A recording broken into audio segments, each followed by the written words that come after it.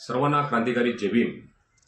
Doctor Saheb Ambedkar यांनी बहिष्कृत हितकारणी सभाची स्थापना केली व त्याची जेव्हा पहिली प्रकट सभा घेतली त्यावेळेस त्या ठिकाणी मोजके कार्यकर्ते आणि ज्या ठिकाणी घेतली त्या ठिकाणी असणारे घराच्या उंबरठ्यावर लोक बसलेली होती, परंतु त्या सभेमध्ये आलेली नव्हती।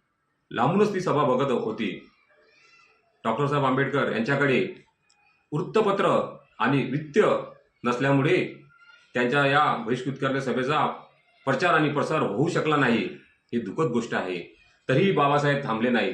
डॉक्टर साहेब आंबेडकरांनी बहिष्कृत हितकारणी सभा याचा प्रचार करण्यासाठी प्रत्येक खेड्यामध्ये गेले, खेडोपाडी फिरले, शहरामध्ये फिरले व बहिष्कृत हितकारणी सभेचा प्रचार केला।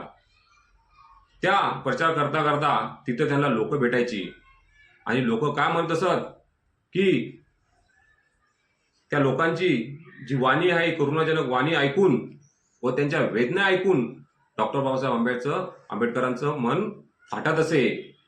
डॉक्टर बाबासाहेब आंबेडकर त्या लोकांना बोलायचे की सर, तुम्ही असे समजत असणार की तुमच्यावर जी आजची परिस्थिती आलेली आहे ती देवनिर्मित आहे व ईश्वर निर्मित आहे, तर मी तुम्हाला आज म्हणतो की तुम्ही गर्भाशयात असताना का न मेले। बघा, बाबासाहेबांचा उपदेश आणि त्यांची जी लोक जागृती करण्याची भाषा होती ती किती बोचत आणि कडवट होती की जेणेकरून मेलेला व्यक्ती सुद्धा जिवंत होणार।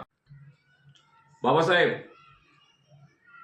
जनतेला उद्देशून म्हणत असत की तुम्ही मनुष्यासारखे मनुष्य आहे, स्वतःचा उद्धार करायचा असेल तर तुम्हाला स्वावलंबी बनावं लागेल। हा भारत देश व या भारताचे तुम्ही नागरिक आहे।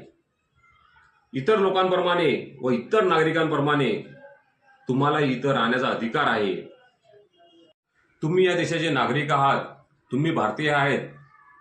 तुम्हाला सुद्धा इतर लोकांप्रमाणे व इतर भारतीयांप्रमाणे अन्न, वस्त्र आणि आसरा हे इतर लोकांबरोबरीने मिळणे हा तुमचा जन्मसिद्ध हक्क आहे आणि तो मिळालाच पाहिजे, असे बाबासाहेब त्यांना उपदेश करत असत।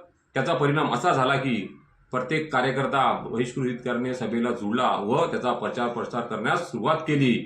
अशा प्रकारे बाबासाहेब आंबेडकरांनी आपली चळवळ पुढे चालू ठेवली।